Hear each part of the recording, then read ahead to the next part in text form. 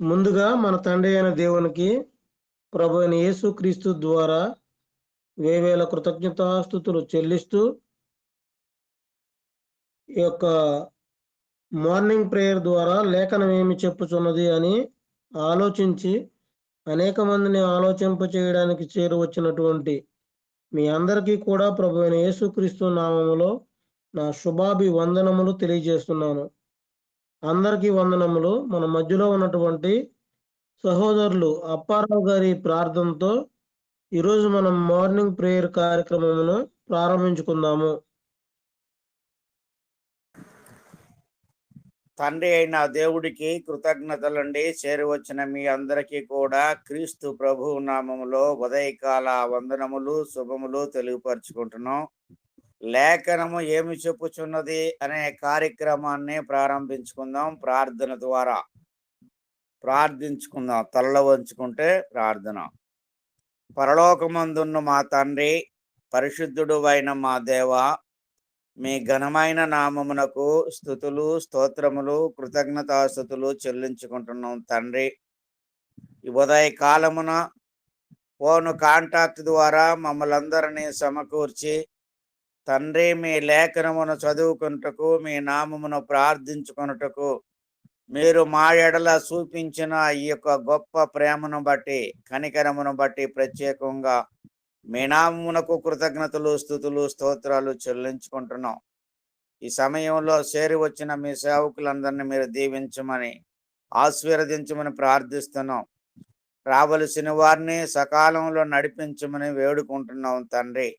ఈ కార్యక్రమం ఆది నుంచి అంతం వరకు క్రమముగా మర్యాదగా మీ నామమునకు మహిమ కలుగునట్లుగా మాకు కావలసిన వివేకమును జ్ఞానమును ఇమ్మని ప్రార్థిస్తున్నాం తండ్రి. వాక్యాన్ని చదవబోతున్న వారికి, నాయన పాటలు పాడుతున్న వారికి, తండ్రి వాక్యాన్ని బోధించిన వారికి కావలసిన మంచి జ్ఞానము వివేకమును బలమును స్వరమును శక్తినిచ్చి మీరే ఘనత పొందమని యేసు క్రీస్తు ప్రభువు నామమున ప్రార్థించి అడిగి వేడుకుంటున్నాం తండ్రి. ఆమెన్. వందనాలండి అందరికీ. ప్రార్థన చేసినటువంటి సహోదరులు అప్పారావు గారికి వందనములు తెలియజేస్తున్నామండి. తర్వాత పాటల కార్యక్రమంలో భాగంగా మొట్టమొదటి పాటగా సహోదరులు ప్రభుదాసు గారు వినిపిస్తారు. తర్వాత రెండవ పాటగా సహోదరులు అప్పారావు గారు పాడి వినిపిస్తారు.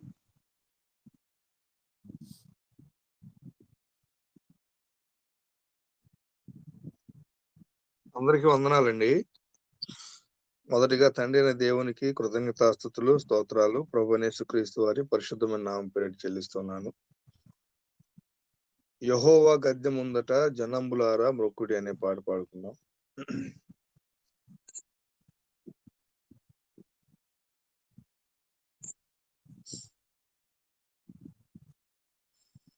యెహోవా గద్దె ముందట జనంబులార మ్రొక్కుడి. యెహోవా గద్దె ముందట జనంబులార మ్రొక్కుడి.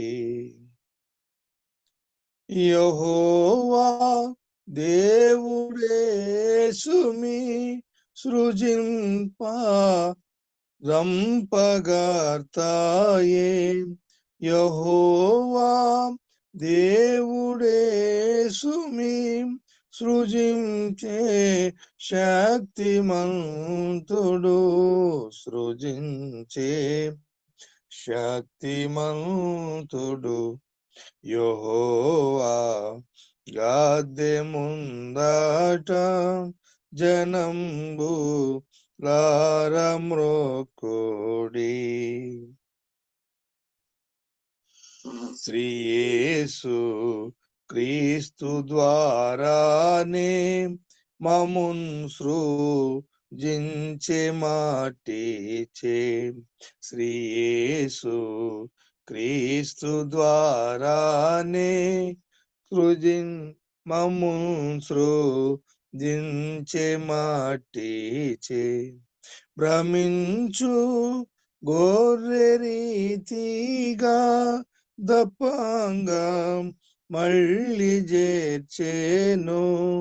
భ్రమించు గొర్రె రీతిగా దప్పంగా మళ్ళీ చేర్చేను. దప్పంగా మళ్ళీ చేర్చేను. యెహోవా గద్దె ముందట జనంబు లారమ్రొక్కుడి. సుకీర్తి పాడి గుంపులై ప్రసిద్ధి చేతుమాయానన్. సుకీర్తి పాడి గుంపులై ప్రసిద్ధి చేతుమాయానన్. జగత్తు వేయినోళ్ళతో స్తుతించు దివ్యమౌ ధ్వనిన్. జగత్తు వేయినోళ్ళతో స్తుతించు దివ్యమౌ ధ్వనిన్. స్తుతించు దివ్యమౌ ధ్వనిన్. యెహోవా గద్దె ముందట జనంబు లారమ్రొక్కుడి. ప్రభుత్వ ముండునంతకు అగుని ప్రేమ నిత్యము. ప్రభుత్వ ముండునంతకు అగుని ప్రేమ నిత్యము. చిదంబు నీదు సత్యము వసించు నెల్ల కాలము. చిరంబు నీదు సత్యము వసించు నెల్ల కాలము. వసించు నెల్ల కాలము. యెహోవా గద్దె ముందట జనంబు లారమ్రొక్కుడి. యెహోవా దేవుడే సుమి సృజించే శక్తిమంతుడు. యెహోవా దేవుడే సుమి సృజింప జంపకర్తాయే. సృజింప జంపకర్తాయే. యెహోవా గద్దె ముందట జనంబు లారమ్రొక్కుడి. అందరికీ వందనాలండి. అధ్యక్షుల వారికి వందనాలు.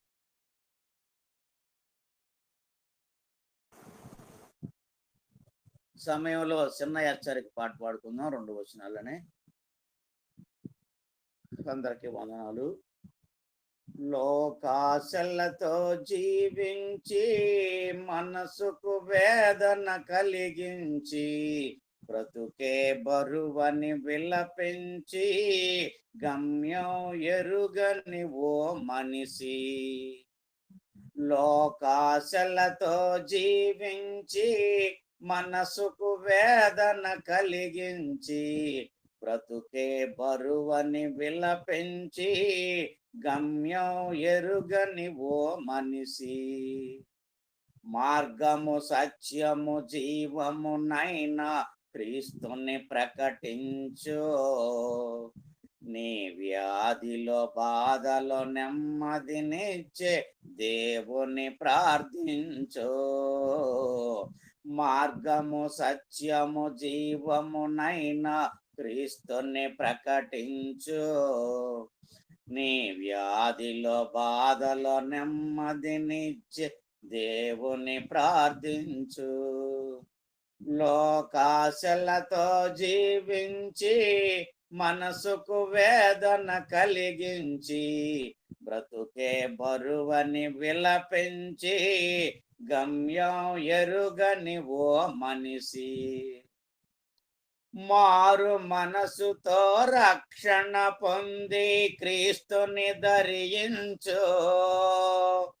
విశ్వాసమనే డాలును పట్టి దుష్టుని ఎదిరించు, మారు మనసుతో రక్షణ పొంది క్రీస్తుని ధరించు. విశ్వాసమనే డాలును పట్టి దుష్టుని ఎదిరించు, పరిశుద్ధాత్మను వరమును పొంది వాక్యము ప్రకటించు. పరిశుద్ధాత్మను వరమును పొంది వాక్యము ప్రకటించు.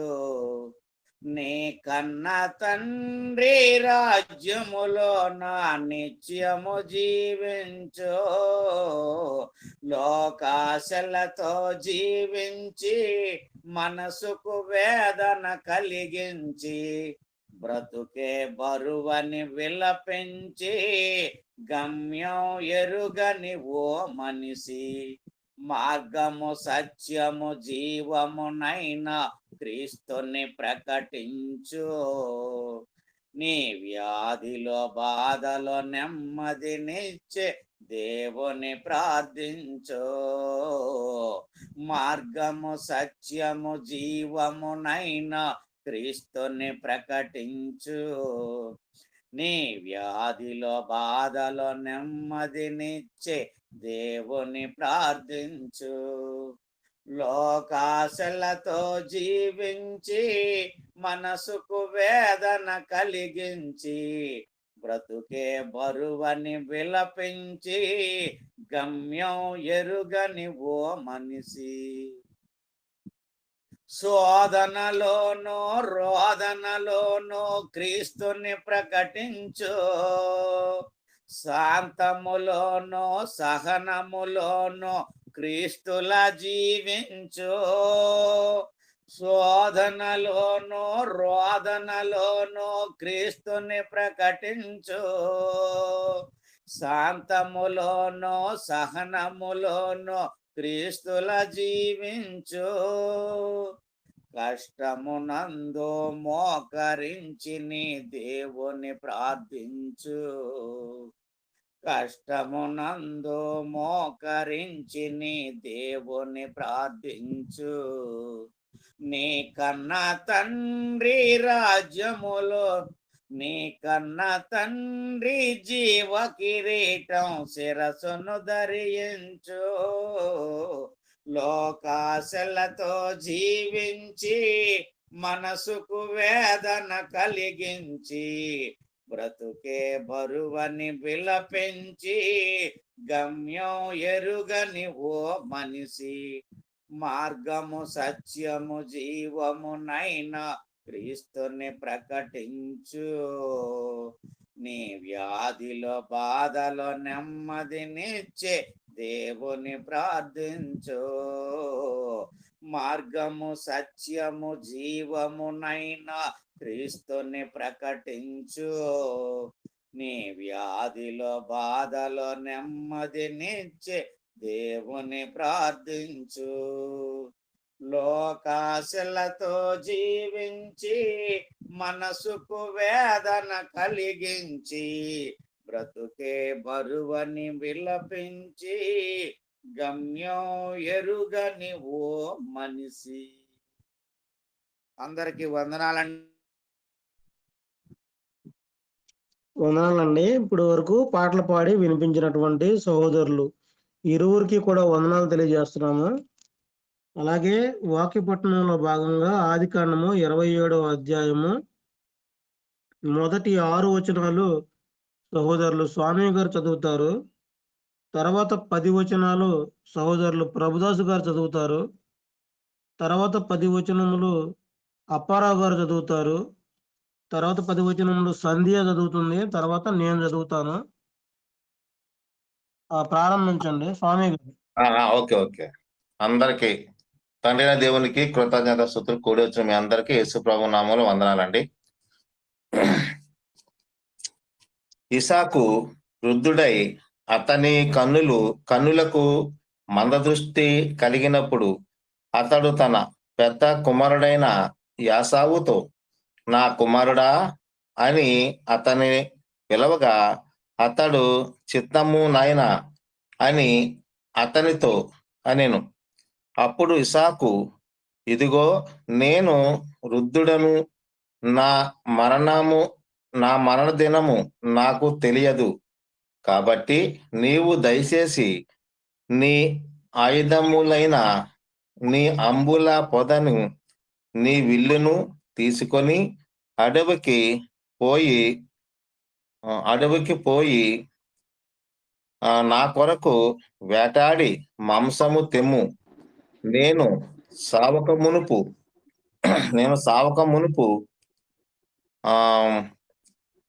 నిన్ను నేను ఆశీర్వదించినట్లు నాకిష్టమైన రుచిగల భోజనములను సిద్ధపరిచి నేను తినుటకై నా యొద్దకు తెమ్మని చెప్పును.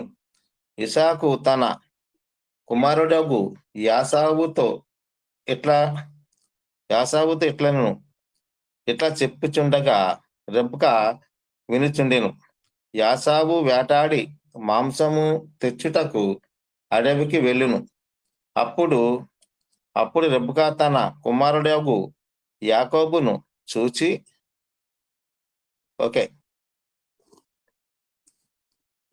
ఓకే తమ్ముడు. ప్రభుదాస్ అన్నయ్య. అప్పుడు రిబ్కా తన కుమారుడు యాకోబును చూచి, ఇదిగో నీ తండ్రి నీ అన్నయ్య అయిన ఏశావుతో మృతి పొందక మునుపు నేను తిని యెహోవా సన్నిధిని నిన్ను ఆశీర్వదించున్నట్లు నా కొరకు మాంసము తెచ్చి నాకు రుచిగల భోజ్యములను సిద్ధపరచమని చెప్పగా వింటిని. కాబట్టి నా కుమారుడా, నా మాట విని నేను నీకు ఆజ్ఞాపించినట్టు చేయము. నీవు మందకు వెళ్ళి 2 మంచి మేక పిల్లలను అక్కడ నుండి నా యొద్దకు తెమ్ము. వాటితో నీ తండ్రికి ఇష్టమైన రుచిగల భోజ్యములను అతనికి చేసేదను. నీ తండ్రి మృతి పొందక ముందు అతడు వాటిని తిని నిన్ను ఆశీర్వదించినట్లు నీవు వాటిని నీ తండ్రి వద్దకు తీసుకొని పోవలెను. అక్కడ వరకేనండి. అన్నయ్య 16వ వచనం వరకు చదవాలి. అందుకు యాకోబు, నా సహోదరుడైన ఏశావు, నా సహోదరుడు ఏశావు రోమము గలవాడు, నేను నున్నని వాడును కదా. ఒకవేళ నా తండ్రి నన్ను తడవి చూచును, అప్పుడు నేను అతని దృష్టికి వంచకుడుగా తోచిన ఎడల నా మీదికి శాపమే గాని ఆశీర్వాదము తెచ్చుకొననని చెప్పాను. అయినను అతని తల్లి, నా కుమారుడా, ఆ శాపము నా మీదకి వచ్చునుగాక. నీవు నా మాట మాత్రము విని పోయి వాటిని నా యొద్దకు తీసుకొని రమ్మని చెప్పగా అతడు వెళ్ళి వాటిని తన తల్లి యొద్దకు తీసుకొని వచ్చెను. అతని తల్లి అతని తండ్రికి ఇష్టమైన రుచిగల భోజ్యములను సిద్ధపరిచెను. మరియు తన జ్యేష్ఠ కుమారుడగు ఏశావునకు సొగసైన వస్త్రములు ఇంట తన యొద్ద నుండెను గనుక రెబ్కా వాటిని తీసి తన చిన్న కుమారుడు యాకోబునకు తొడిగించి ఆ మేక పిల్లల చర్మములతో అతని చేతులను అతని మెడ మీద నునుపు భాగమును కప్పి తాను సిద్ధపరిచిన రుచిగల భోజనములను రొట్టెను తన కుమారుడగు యాకోబు చేతికి ఇయ్యగా అతడు తన తండ్రి వద్దకు వచ్చి, నా తండ్రి అని పిలువగా అతడు, ఏమి నా కుమారుడా, నీవు ఎవరవని అడిగెను. అందుకు యాకోబు, నేను ఏశావును అను నీ జ్యేష్ఠ కుమారుడను. నీవు నాతో చెప్పిన ప్రకారము చేసి ఉన్నాను. నీవు నన్ను దీవించుటకై దయచేసి లేచి కూర్చుండి నేను వేటాడి తెచ్చిన దానిని తినమనెను. అప్పుడు ఇస్సాకు, నా కుమారుడా, ఇంత శీఘ్రముగా అది నీకెట్లా దొరికినని అడుగగా అతడు, నీ దేవుడైన యెహోవా నా ఎదుటికి దానిని రప్పించుట చేతనే అని చెప్పెను. అప్పుడు ఇస్సాకు, నా కుమారుడా, నీవు ఏసేవును నా కుమారుడవో కావో నేను నిన్ను తడివి చూచెదను, నా దగ్గరికి రమ్మని చెప్పాను. యాకోబు తన తండ్రి అయిన ఇస్సాకు దగ్గరికి వచ్చినప్పుడు అతడు అతన్ని తడివి చూచి స్వరము యాకోబు స్వరముగాను, చేతులు ఏసేవు చేతులు అనెను. యాకోబు చేతులు అతన్ని అన్న అయిన ఏసేవు చేతుల వలె రోమము గలవైనందున ఇస్సాకు అతనిని గుర్తు పట్టలేక అతనిని దీవించి, ఏసేవు అను నా కుమారుడవు నీవేనా అని అడుగగా యాకోబు నేనే అనెను. అంతటా అతడు అది నా యొద్దకు తెమ్మని, నేను నిన్ను దీవించినట్లు నా కుమారుడు వేటాడి తెచ్చినది తిందుననెను. అతడు తెచ్చినప్పుడు అతడు తినెను. ద్రాక్షారసము తేగా అతడు త్రాగెను. తరువాత అతని తండ్రి అయిన ఇస్సాకు, నా కుమారుడా నా దగ్గరికి వచ్చి నన్ను ముద్దు పెట్టుకోమని అతనితో చెప్పెను. అతడు దగ్గరకు వచ్చి అతన్ని ముద్దు పెట్టుకొనెను. అప్పుడు అతడు అతన్ని వస్త్రములను వాసన చూచి అతన్ని దీవించి ఇట్లనెను, ఇదిగో నా కుమారుని సువాసన యెహోవా దీవించిన చేని సువాసన వలె నున్నది. ఆకాశపు మంచును భూసారమును విస్తారమైన ధాన్యమును ద్రాక్షారసమును దేవుడు నీకు అనుగ్రహించునుగాక.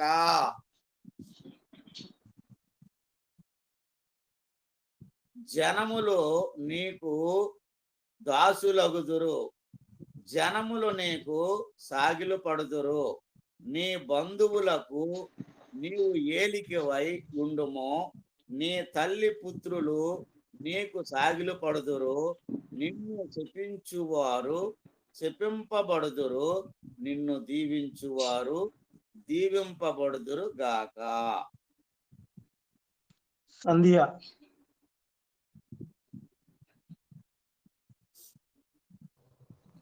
ఇస్సాకు యాకోబును దీవించుట అయిన తరువాత యాకోబు తన తండ్రి అయిన ఇస్సాకు ఎదుట నుండి బయలుదేరి వెళ్ళిన తక్షణమే అతని సహోదరుడైన ఏసావు వేటాడి వచ్చెను. అతడును రుచిగల భోజ్యములను సిద్ధపరిచి తన తండ్రి యొద్దకు తెచ్చి, నా తండ్రి నన్ను దీవించినట్లు లేచి నీ కుమారుడు వేటాడి తెచ్చిన దానిని తినుమని తన తండ్రితో అనెను.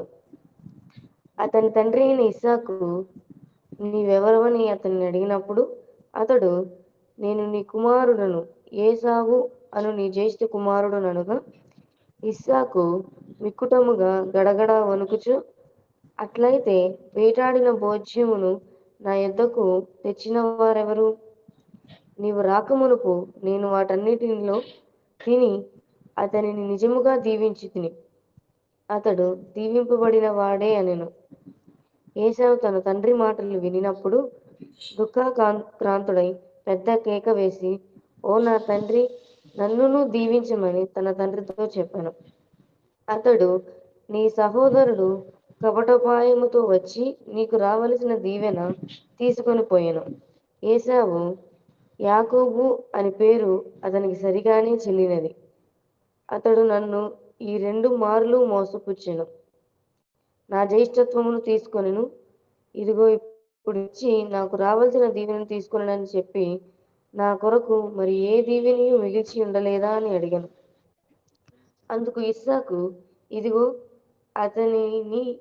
అతని నీకు ఏలికనుగా నియమించి అతని బంధుజనములందరినీ అతనికి దాసులుగా ఇచ్చి తిని, ధాన్యమును ద్రాక్షారసమును ఇచ్చి అతన్ని పోషించి తిని గనుక నా కుమారుడా నీకేమి చేయగలనని ఏసావుతో ప్రత్యుత్తరం ఇయ్యగా, ఏసావు, నా తండ్రి, నీ యొద్ద ఒక దీవెనయే ఉన్నదా?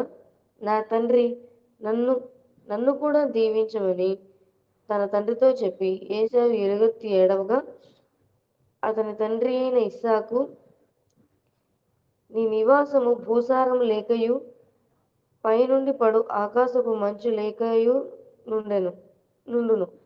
నీవు నీ కత్తి చేత బ్రతుకుదువు, నీ సహోదరునికి దాసుడు వగుదువు. నీవు తిరుగులాడుచుండగా నీ మెడ మీద నుండి అతని కాడి విరిచివేయుదువు అని అతనికి ఉత్తరం ఇచ్చెను. తన తండ్రి యాకోబుకి ఇచ్చిన దీవెన నిమిత్తము ఏశావు అతని మీద పగబట్టెను. మరియు ఏశావు, నా తండ్రిని గూర్చిన దుఃఖ దినములు సమీపముగానున్నవి, అప్పుడు నా తమ్ముడైన యాకోబును చంపేదననుకునెను. రెబెకా తన పెద్ద కుమారుడైన ఏశావు మాటలను గూర్చి వినినప్పుడు ఆమె తన చిన్న కుమారుడైన యాకోబును పిలువనంపి అతనితో ఇట్లనెను, ఇదిగో నీ అన్నయ్యైన ఏశావు నిన్ను చంపేదని చెప్పి నిన్ను గూర్చి తన్ను తాను ఓదార్చుకొనుచున్నాడు.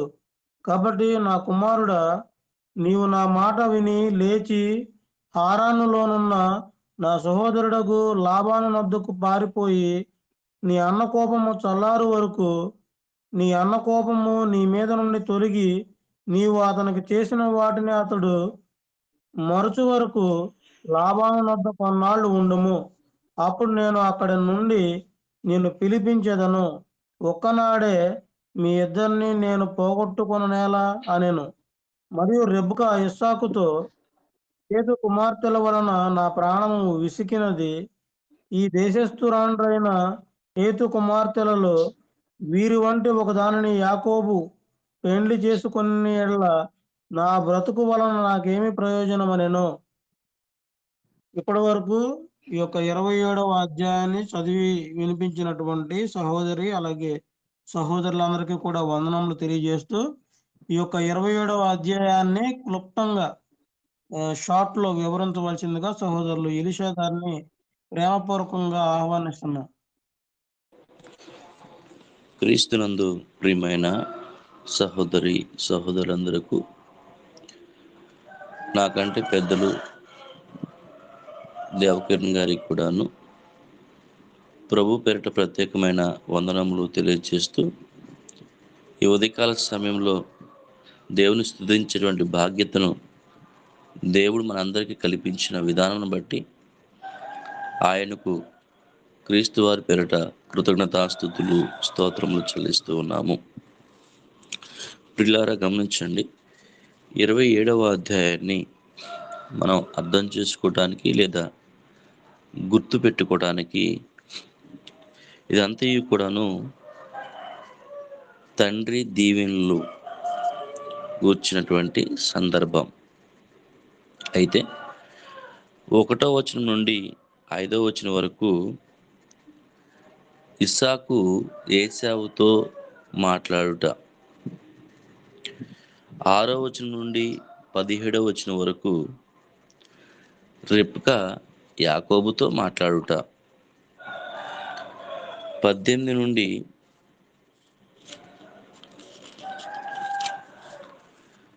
29వ వచనం వరకు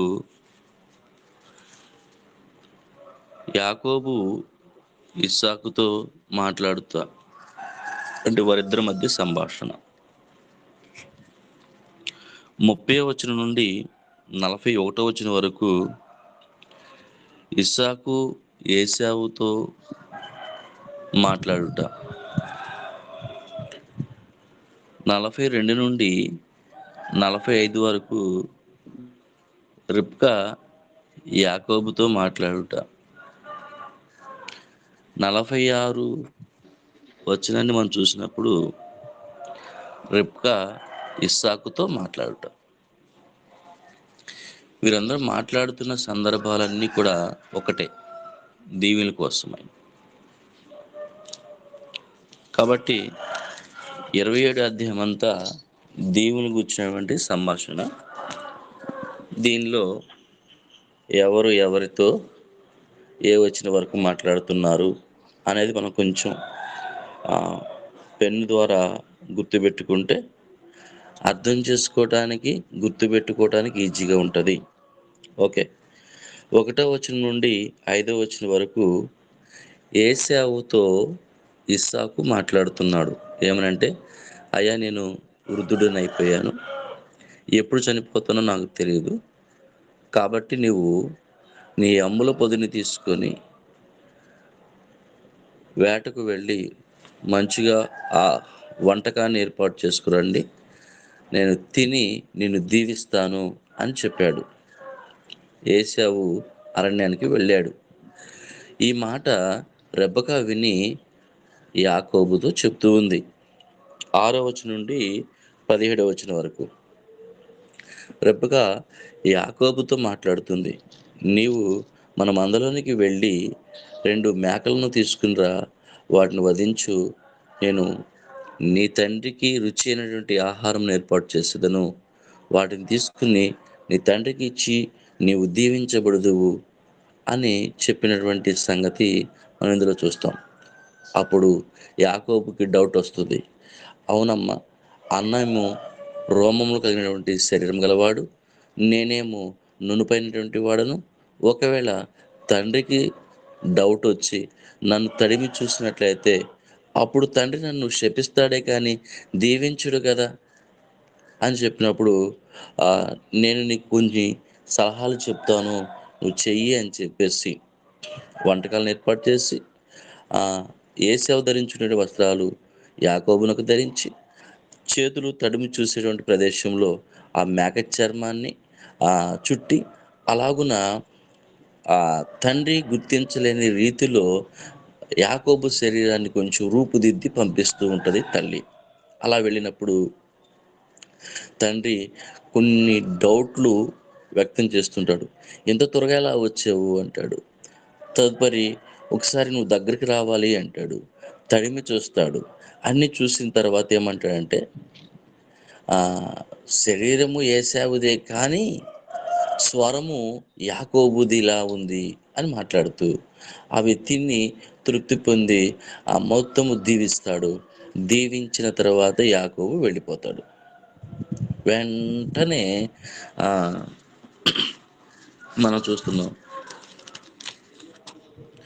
30వ వచనంలో తక్షణమే ఏశావు వేటాడి వచ్చాను అని ఉంటుంది. 30వ వచనం నుండి 41 వరకు ఇస్సాకు ఏశావుతో మాట్లాడతా. ఏశావు వచ్చేసాడు, వంటకాలు చేసుకుని నానా అని పిలుచుకుంటూ వచ్చాడు. నీవెవరు అంటాడు. నేను నీ జ్యేష్ఠ కుమారుడు అంటే ఏశావు అంటాడు. అవును, మరి ఇంతకుముందు వచ్చింది. అప్పుడు ఏశావుకి వెంటనే అర్థమైపోద్ది, నా తమ్ముడు మళ్ళా నన్ను మోసం చేశాడు, ఇది 2వసారి నన్ను మోసం చేశాడు అని మాట్లాడుతూ, నాన్న నీ దగ్గర ఒక్క దీవెనే ఉందా, ఇంకొక దీవెన లేదా, అది నాకు ఇవ్వచ్చు కదా అంటాడు. అలా అన్నప్పుడు ఆయన 39వ వచనం మాట్లాడతాడు, నీ నివాసము భూసారము లేకయు పైనుండి పడు ఆకాశపు మంచు లేకయు నుండును, నీవు కత్తి చేత బ్రతుకుదువు, నీ సహోదరునికి దాసుడవుదువు, నీవు తిరుగులాడుచుండగా నీ మెడ మీద నుండి అతని కాడి విరిచివేదువు అని అతనికి ఉత్తరం ఇచ్చాను. తన తండ్రి యాకోబుకి ఇచ్చిన దీవెన నిమిత్తము ఏశావు అతని మీద పగపట్టెను. తండ్రి ఈ రీతిగా ఏశావును దీవించాడు. ఇది కూడా దీవెనగానే చెప్పబడుతుంది. అలా దీవించినప్పుడు ఏశావుకి యాకోబు మీద పగ అనేటువంటిది ప్రారంభమైంది. నేను ఎలాగైనా సరే అతన్ని చంపేసేయాలి, నన్ను ఇప్పటికి 2 సార్లు మోసం చేశాడు అనేటువంటి కోపంతో ఉన్నాడు. 42 నుండి 45 వరకు ఈ కోపాన్ని తల్లి గమనించింది. రెబెకా ఇస్సాకుతో మాట్లాడుతుంది, అన్న నిన్ను చంపుతాడు, కాబట్టి నువ్వు ఎక్కడి నుండి వెళ్ళిపోయి మీ మేనమామ అనేటువంటి లాబాను ఎద్దుకు వెళ్ళిపో, అక్కడ నీవు ప్రశాంతంగా ఉండవచ్చు అని చెప్పేసి తనను అక్కడికి పంపించడం జరుగుతుంది. ఆ తదుపరి 46వ వచనంలో రెబెకా ఇస్సాకుతో హేతు కుమార్తె వలన నా ప్రాణము విసిగినది అనగా, ఏశావు చేసుకున్నటువంటి భార్యలు వారి వలన రెబెకా విసిగి ఉన్నది. ఇంకా చెప్పాలంటే అత్త కోడల వలన విసుగు చెంది ఉన్నది. ఈ బాధను తన భర్తతో పంచుకుంటూ ఉంది. వీరి వంటి ఒకదానిని యాకోబు పెండ్లి చేసుకుని ఎడల నా బ్రతుకు వలన నాకేమి ప్రయోజనము అనెను. చివరిగా రెబెక్క తన భర్తతో వచ్చిన కోడల గురించి, మరలా అలాంటి కోడలు వస్తే నా బ్రతుకు ఏమై ఉంటుంది అని తన బాధను భర్తతో పంచుకున్నటువంటి సందర్భం. కాబట్టి పిల్లరా, ఈ 27వ అధ్యాయాన్ని మనం గుర్తుపెట్టుకోవడానికి 1 నుండి 5 వరకు ఇస్సాకు ఏశావుతో మాట్లాడటము, 6 నుండి 17 వరకు రెబెక్క యాకోబుతో మాట్లాడటము, 18 నుండి 29 వచ్చిన వరకు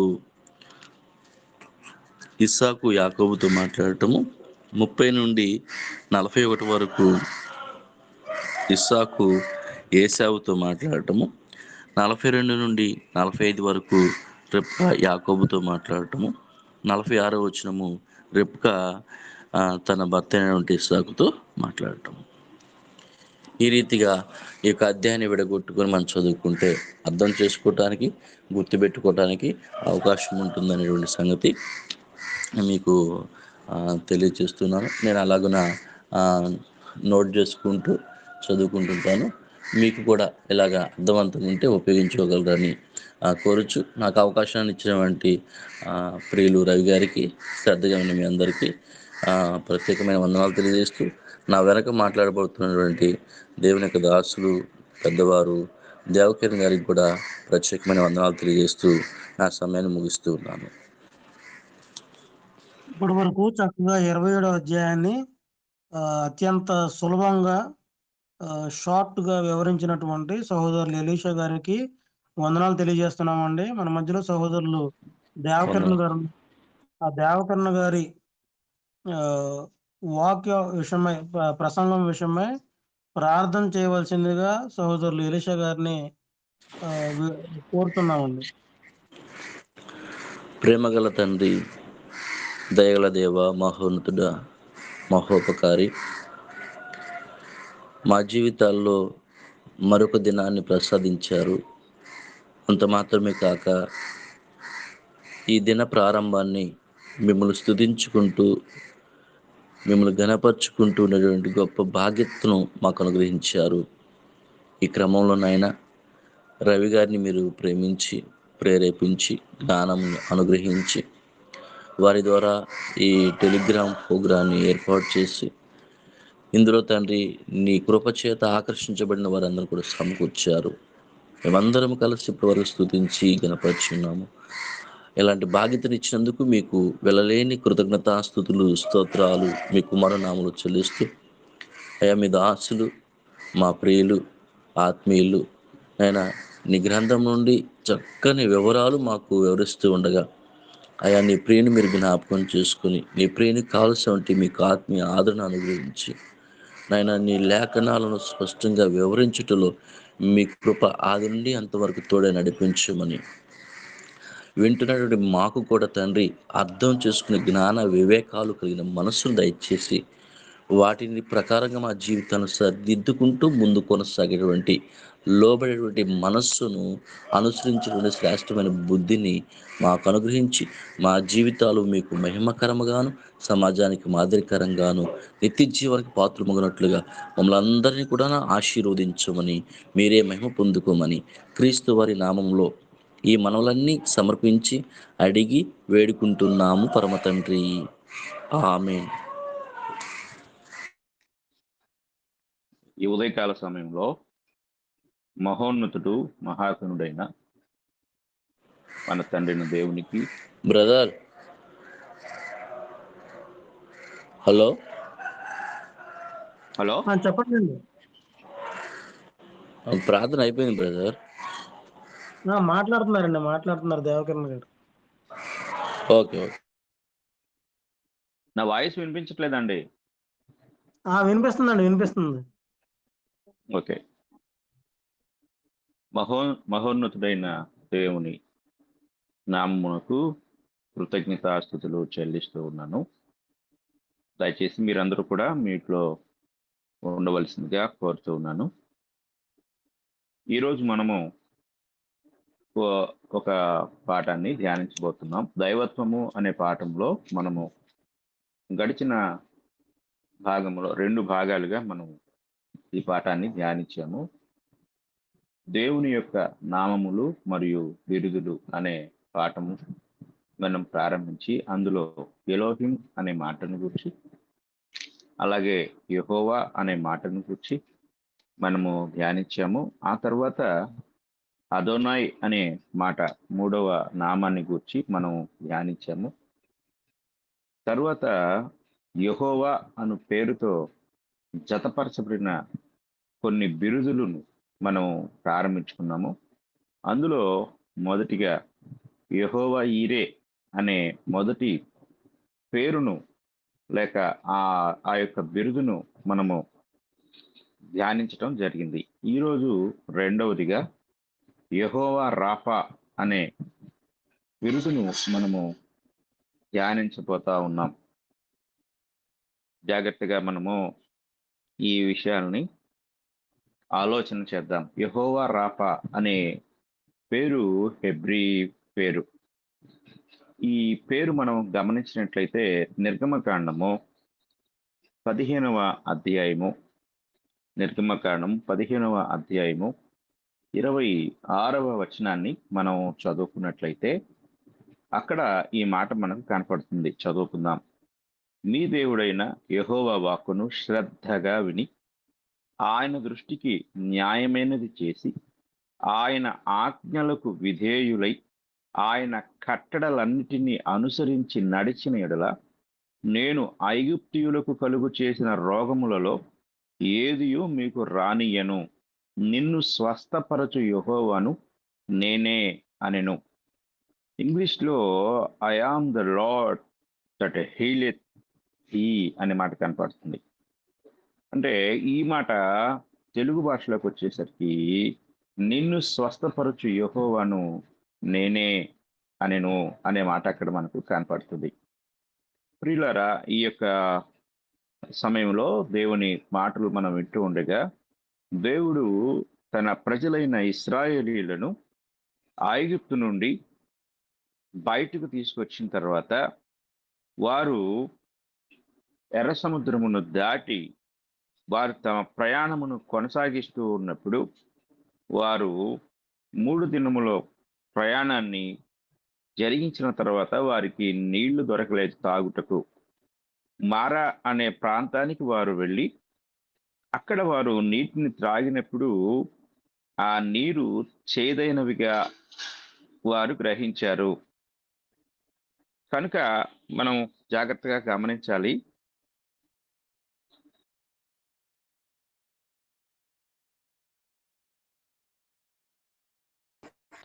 వారు గమనించారు అక్కడ ఆ నీళ్లు చేదైనవిగా గమనించారు. అప్పుడు వారు దేవునికి మొరపెట్టారు. మొరపెట్టినప్పుడు దేవుడు వారికి ఒక చెట్టును చూపించాడు. ఆ చెట్టు నీళ్ళలో వేసిన తర్వాత నీళ్లు మధురములైపోయినాయి. ఆయన వారికి కట్టడను విధిని నిర్ణయించి అక్కడ వారిని పరీక్షించి వారితో చెప్తున్నాడు ఈ మాట. మీ దేవుడైన యెహోవా వాక్కును శ్రద్ధగా విని ఆయన దృష్టికి న్యాయమైనది చేసి ఆయన ఆజ్ఞలకు విధేయులై ఆయన కట్టడలన్నిటినీ అనుసరించి నడిచిన యెడల నేను ఐగుప్తీయులకు కలుగు చేసిన రోగములలో ఏదియో మీకు రానియను. నిన్ను స్వస్థపరచు యెహోవాను నేనే అనెను. అక్కడ ఆ సందర్భంలో ఈ యెహోవా రాఫా అనే హెబ్రీ మాట మనకు కనపడుతుంది. అంటే ఆ దేవుడు ఐగుప్తులో ఉన్నప్పుడు ఆయన చేసిన 10 అద్భుతాలు, అందులో ఆయన ఐగుప్తును నశింపచేయుటకు ఆయన ఎన్ని తెగులు సృష్టించాడో వాటన్నిటినీ ఈ మాటలో వారికి జ్ఞాపకం చేస్తూ నేను ఐగుప్తీయులకు కలుగు చేసిన రోగములలో ఏదియో నీకు రానియను అని చెప్పాడు. ఆయన చెప్తూ నిన్ను స్వస్థపరచు యెహోవాను నేనే అని చెప్పిన సందర్భం. మనము జాగ్రత్తగా గమనించినట్లయితే దేవుడు ఆయన తన్ను తాను ఇలా కనపరుచుకుంటున్నాడు. నిన్ను స్వస్థపరచు యెహోవాను నేనే. అంటే ఆయన ఒక వైద్యునిగా తన్ను తాను వారికి పరిచయం చేసుకుంటూ ఉన్నాడు. ఇర్మియా గ్రంథము మనం చదువుకుందాము. అక్కడ ఒక చక్కని మాట కనపడుతుంది. ఇర్మియా గ్రంథము 33వ అధ్యాయము. ఇర్మియా గ్రంథము 33వ అధ్యాయము 6వ వచనాన్ని మనం చదువుకుందాం. నేను దానికి ఆరోగ్యమును స్వస్థతను మరలా రప్పించుచున్నాను, వారిని స్వస్థపరచుచున్నాను, వారికి సత్య సమాధానములను సమృద్ధిగా బయలుపరిచెదను. ఇక్కడ ఈ మాట మనం జాగ్రత్తగా గమనించినట్లయితే దేవుడు మాట్లాడుతూ I will bring it healeth and cure అని ఇంగ్లీష్లో ఈ మాట మాట్లాడుతూ ఉంటాడు. నేను స్వస్థపరిచేవాడినై ఉన్నాను, ఆరోగ్యాన్ని అనుగ్రహించేవాడనై ఉన్నాను అని ఇర్మియా ద్వారా ఆయన తెలియజేస్తూ ఉన్నాడు. ఈ వచనాలు మనం జాగ్రత్తగా పరిశీలించితే దేవుడు తను తాను తన ప్రజలైన ఇశ్రాయేలీయులకు ఏ విధంగా కనపరుచుకుంటున్నాడు అనేది మనం ఇక్కడ ఆలోచించవచ్చు. నేటి కాలంలో నేటి ప్రపంచము రోగగ్రస్తమైన ప్రపంచముగా మారిపోయింది. ఎక్కడ చూసినా ఆ అంతుపట్టని రోగాలతో, వ్యాధులతో నేటి ప్రపంచము ఒక రోగగ్రస్తమైన ప్రపంచముగా మనం చూస్తున్నాం. డేవిడ్ లివింగ్స్టన్ అనే ఒక ఆయన ఆఫ్రికా దేశానికి వెళ్ళినప్పుడు ఆఫ్రికా దేశాన్ని ఆయన ఒక పేరుతో పిలిచాడు. తెరవబడిన గాయము అని ఆయన పిలిచాడు. ఆఫ్రికా దేశాన్ని ఒక తెరవబడిన గాయము అని పిలిచాడు. కారణం ఏంటంటే పాపం అనే లోతైన గాయము, ఈ గాయమును మాన్పుటకు, బాగు చేయుటకు, స్వస్థపరుచుటకు ఎవ్వరూ లేరు. కానీ ఈరోజు దేవుడు ఇశ్రాయేలీలకు ఇచ్చిన ఆ వాగ్దానము ద్వారా సర్వలోకానికి ఆయన ఒక పిలుపునిస్తూ ఉన్నాడు. ఒకసారి మనం యెషయా గ్రంథాన్ని చదువుకుందాం. యెషయా గ్రంథంలో దేవుడు యెషయా ప్రవక్త ద్వారా ఇశ్రాయేలుతో మాట్లాడుతున్న మాటలు మనం చదువుకున్నట్లయితే యెషయా గ్రంథం 1వ అధ్యాయము 5వ వచనం నుండి మనం చదువుకుందాం. నిత్యము తిరుగుబాటు చేయుచు మీరేల ఇంకను కొట్టబడుదురు. ప్రతి వాడు నడినెత్తిని వ్యాధి కలిగి ఉన్నాడు, ప్రతి వాని గుండె బలహీనమయ్యను, అరకాలు మొదలుకొని తల వరకు స్వస్థత కొంచెమైనను లేదు. ఎక్కడ చూసినను గాయములు, దెబ్బలు, పచ్చిపుండ్లు, అవి పిండబడలేదు, కట్టబడలేదు, తైలముతో మెత్తన చేయబడలేదు. కనుక ఈ వచనాలు మనం గమనిస్తే యెషయా కాలము నాటి ఇశ్రాయేలీయుల యొక్క నైతిక, ఆత్మీయ పతనమైన స్థితిని దేవుడు తెలియజేస్తూ ఉన్నాడు. వారు పతనమైపోయారు, దేవుని యొక్క కృపలో నుండి తొలగిపోయారు. కనుక ఆత్మ సంబంధమైన రోగముతో, తెగులుతో వారున్నారు. స్వస్థత లేదు, కొంచెమైనా లేని స్థితిలో వారున్నారు. కనుక దేవుడు మనకు తన స్వస్థతను అనుగ్రహించుటకు తన కుమారుడైన యేసుక్రీస్తు వారిని ఈ లోకమునకు పంపి ఉన్నాడు. మనము పేతురు రాసిన పత్రిక, మొదటి పత్రిక మనం చదువుకున్నట్లయితే పేతురు రాసిన మొదటి పత్రికలో 2వ అధ్యాయము మనకు ఇలాగ తెలియచేస్తా ఉంది. పేతురు రాసిన మొదటి పత్రిక 2వ అధ్యాయము 24వ వచనాన్ని మనం చదువుకుందాం. మనము పాపముల విషయమై చనిపోయి నీతి విషయమై జీవించినట్లు ఆయన తానే తన శరీరమందు మన పాపములను మ్రాను మీద మోసుకొనెను. ఆయన పొందిన గాయముల చేత మీరు స్వస్థత నొందితిరి. యేసుక్రీస్తు వారిని దేవుడు మనకు ఆయన అనుగ్రహించారు. ఆనాడు నిన్ను స్వస్థపరచు యెహోవాను నేనే అని ఇశ్రాయేలుకు వాగ్దానం చేసిన దేవుడు ఈరోజు సర్వలోకము యొక్క రోగము కొరకై, వారందరి గాయముల కొరకై ఆయనను అనగా ప్రభు అయిన యేసుక్రీస్తు వారిని దేవుడు మనకు వైద్యునిగా అనుగ్రహించారు. కీర్తన గ్రంథము 41వ అధ్యాయము మనం చదువుకున్నట్లయితే కీర్తన గ్రంథము 41వ అధ్యాయంలో 4వ వచనం మనం చూసినప్పుడు అక్కడ ఇలా కనపడుతుంది. కీర్తన గ్రంథము 41వ అధ్యాయం 4వ వచనం మనం చదువుకుందాం.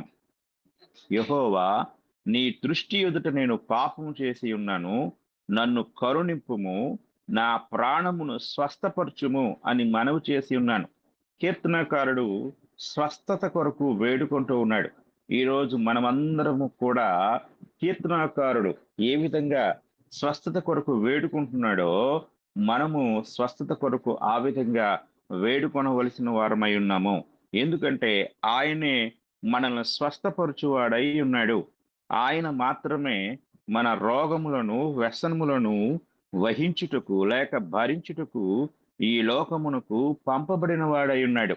యెషయా గ్రంథము 53వ అధ్యాయము మనం చదువుకున్నట్లయితే 53వ అధ్యాయము 4-5 వచనాల్లో యెషయా ప్రవక్త మన కొరకు ఈ లోకమునకు పంపబడబోవు మెస్సియాను గురించి అక్కడ ముందుగానే ప్రవచించారు.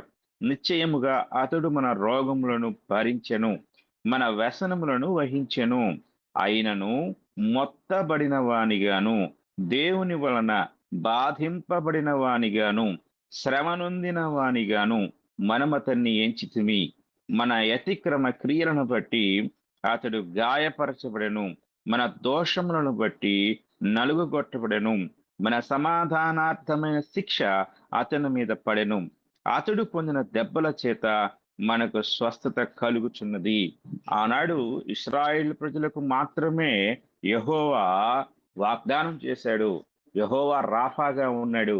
కానీ ప్రభు అయిన యేసుక్రీస్తు వారు ఈరోజు సర్వలోకమునకు ఆయన వైద్యునిగా ఉన్నాడు, స్వస్థత కలుగు చేసేవాడుగా ఉన్నారు.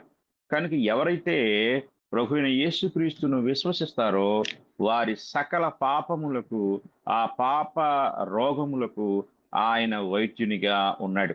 ఇక ఈరోజు మనము 3వ మాటను ధ్యానించబోతున్నాం. ఈ 3వ మాట ఏమిటంటే యెహోవా నిస్సి. ఈ యెహోవా నిస్సి అనే మాట మనం ఎక్కడ చూడగలము అనేది గమనించినట్లయితే నిర్గమకాండములో మనకు ఈ మాట కనపడుతుంది.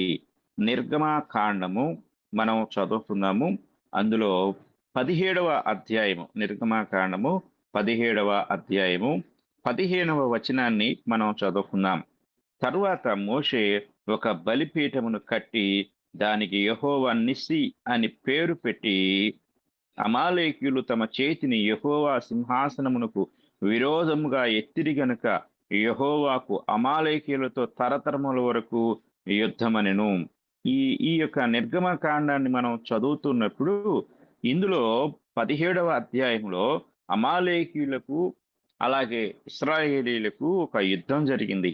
యుద్ధం జరిగినప్పుడు అక్కడ మోషే గారు తన యొక్క చేతిని హూరు అనే ఒక కొండ మీద ఉన్నప్పుడు తన చెయ్యి పైకెత్తినప్పుడు ఇశ్రాయేలు గెలిచారు, అలాగే చెయ్యి దించినప్పుడు అమాలేకీయులు గెలిచారు. అప్పుడు మోషే తన చేతులు బరువెక్కి అలాగే ఉండలేనప్పుడు వారు ఒక రాయి తీసుకొని వచ్చి కుర్చీలాగా ఆయన దాని మీద కూర్చోబెట్టారు. అహరోను కుమారులు హూరు అనే ఒకడు ఈ ప్రక్కన ఆ పక్కన అతని చేతులను ఆదుకున్నారంటే అలా పట్టుకున్నారు. అప్పుడు అతని చేతులు సూర్యుడు అస్తమించే వరకు నిలకడగా ఉన్నాయి. అప్పుడు యెహోషువ కత్తి చేత అమాలేకు రాజును అతని ప్రజలందరినీ కూడా జయించాడు. అప్పుడు యెహోవా మోషేతో ఇలా మాట్లాడాడు, అమాలేకుల పేరు ఆకాశం కింద ఉండకుండా బొత్తిగా తుడిచివేస్తాను, కనుక జ్ఞాపకార్థంగా దీన్ని గ్రంథంలో రాసి యెహోషువకు వినిపించు అని చెప్పాడు. అప్పుడు మోషే ఆ సందర్భంలో ఒక బలిపీఠమును కట్టి దానికి యెహోవా నిస్సి అని పేరు పెట్టాడు. యెహోవా నిస్సి అనే దాన్ని ఇంగ్లీష్ లో ఆ మాట ద లార్డ్ అవర్ బ్యానర్ అని ఇంగ్లీష్ పండితులు తర్జుమా చేశారు. అంటే యెహోవా మనకు ఆయన విజయమై ఉన్నాడు, యెహోవా ధ్వజము అని తెలుగులో అక్షరార్థంగా. అంటే యెహోవా నిస్సి అంటే యెహోవా ధ్వజము లేక యెహోవా యొక్క పతాకము అనే అర్థం. దీనికి అర్థాన్ని మనం గ్రహించినప్పుడు యెహోవా మనకు విజయమై ఉన్నాడు. ఆనాడు అమాలేకీయుల మీద యెహోవా ఇశ్రాయేలుకు విజయం అనుగ్రహించిన సందర్భంలో యెహోవా నిస్సి అని మోషే పేరు పెట్టడం జరిగింది. యెహోవా ఇశ్రాయేలుకు నిస్సి అయి ఉన్నాడు, అంటే విజయమై ఉన్నాడు. ఆయనే వారికి విజయాన్ని అనుగ్రహించాడు. ఈరోజు క్రీస్తు ప్రభు యొక్క శిలువ మనకు ధ్వజముగా ఉంది. మనకు శిలువ ఒక పతాకముగా ఉంది. శిలువ ఒక జెండాగా ఉంది. కనుక అక్షరార్థముగా శిలువను జెండా కట్టమని దీని ఉద్దేశం కాదు. శిలువే సర్వలోకమునకు ఒక ధ్వజము. ఎవరైతే ఆ ధ్వజము దగ్గరకు వస్తారో వారందరి జీవితంలో శిలువే విజయం అవుతుంది. శిలువ ద్వారా ప్రతి ఒక్కరి జీవితాలు విజయాన్ని పొందుతాయి. అపజయంలో నుండి జయంలోనికి మనము ప్రవేశించగలం. క్రీస్తు ప్రభు యొక్క శిలువ బలియాగము నేడు మనకందరికీ విజయధ్వజమై ఉన్నది. ఈ సంగతి మనం గ్రహించాలి. కనుక కొలసీలకు రాసిన పత్రిక మనం చదువుకున్నట్లయితే అపోస్తలుడైన పౌలు గారు కొలసీలో ఉన్న సంఘానికి ఆయన రాస్తూ ఈ విషయాన్ని తెలియజేస్తూ ఉన్నారు. 2వ అధ్యాయము, కొలసీలకు రాసిన పత్రిక 2వ అధ్యాయము 15వ వచనాన్ని మనం చదువుకుందాం. ఆయనతో కూడా మిమ్మును జీవింపచేసెను. ఆయన ప్రధానులను అధికారులను నిరాయుధులనుగా చేసి శిలువ చేత జయోత్సవముతో వారిని పట్టి తెచ్చి బాహాటముగా వేడుకకు కనపరచెను. కాబట్టి యేసుక్రీస్తు వారు శిలువ చేత జయోత్సవాన్ని జరిగించాడు. ఇశ్రాయేలీలు అమాలేకీయులను జయించినప్పుడు వారు జయోత్సవాన్ని ఏ విధంగా జరిగించుకున్నారో అక్కడ మోషే గారు యెహోవా నిస్సి అనే ఆ బలిపీఠానికి పేరేలాగా పెట్టారో ఈరోజు క్రీస్తు ప్రభువు శిలువ చేత జయోత్సవముతో ఆయన ప్రధానులను అధికారులను నిరాయుధులుగా చేశాడు. యెహోషువ అమాలేకీయులను, అమాలేకు రాజును నిరాయుధులనుగా చేసి సంహరించినట్లుగా పాప సంహారము జరిగించినప్పుడు మన ప్రభువైన యేసుక్రీస్తు వారు ఆయన అక్కడ ఉన్న ప్రధానులను అధికారులను నిరాయుధులనుగా చేసి శిలువే ఒక విజయముగా శిలువ చేత జయోత్సవాన్ని ఆయన జరిగించారు. కనుక ఈరోజు మన జయము, మన విజయము ఎవరంటే ప్రభు అయిన యేసుక్రీస్తు వారు.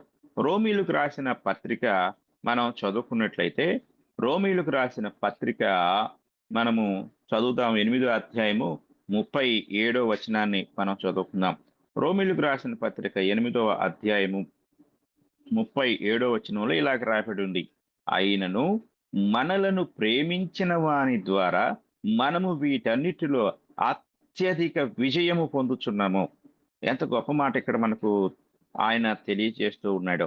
రోమీలకు రాసిన పత్రిక 8వ అధ్యాయములో ఎవరైతే క్రైస్తవులు హింసించబడుతున్నారో లేక శిక్షించబడుతున్నారో వారందరిని గురించి మాట్లాడుతూ ఉన్నాడు. 35వ వచనంలో ఇలాగుంటుంది. క్రీస్తు ప్రేమ నుండి మనలను ఎడబాపు వాడెవడు? శ్రమ అయినను, బాధ అయినను, హింస అయినను, కరవైనను, వస్త్రహీనత అయినను, ఉపద్రవమైనను, ఖడ్గమైనను మనలను ఎడబాపునా అని చెప్తూ 37వ వచనంలో ఇలా మాట్లాడుతూ ఉంటాడు. అయినను మనలను ప్రేమించిన వాని ద్వారా మనము వీటన్నిటిలో అత్యధిక విజయము పొందుచున్నాము. క్రీస్తే మన విజయమై ఉన్నాడు. నేటి కాలంలో క్రైస్తవులుగా ఉన్న మన అందరి జీవితాల్లో విజయాన్ని పొందుటకు క్రీస్తునొద్దకు మనం రావలసిన వారమై ఉన్నాము.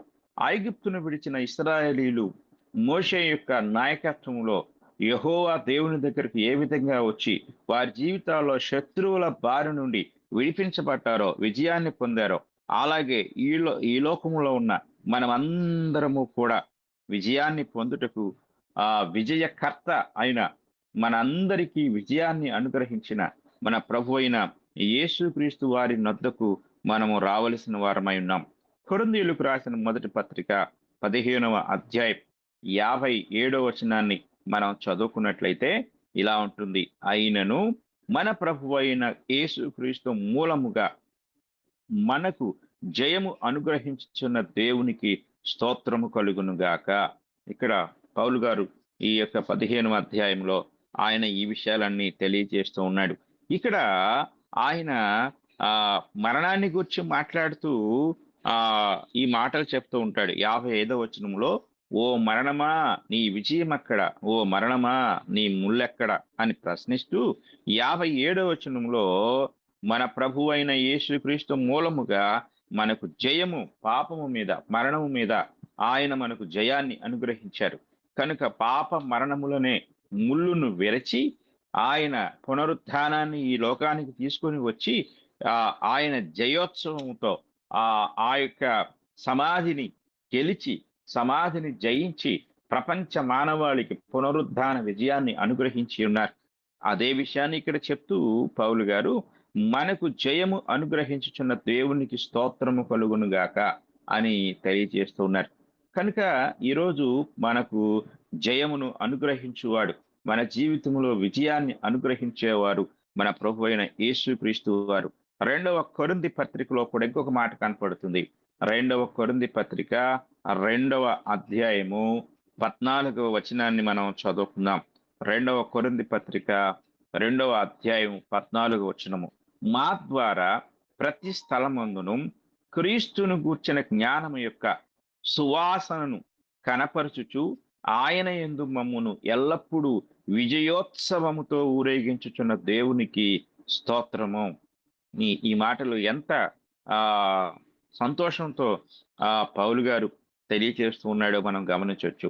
అంటే పౌలు గారు ఆ మాసిదోనియా ప్రాంతంలో సువార్తను ప్రకటిస్తూ ఉన్నప్పుడు ఆయన ఎదుర్కొన్న శ్రమలు, శోధనలు, ఇంకా ఎన్నో ఆటంకాలు, వాటన్నిటిని కూర్చి కూడా మాట్లాడుతూ, అయినా సరే మా ద్వారా ప్రతి స్థలమందు క్రీస్తును గూర్చిన జ్ఞానము యొక్క సువాసనను కనపరచుచు ఆయన యందు మమ్మును ఎల్లప్పుడూ విజయోత్సవముతో ఊరేగించుతున్న దేవునికి స్తోత్రం.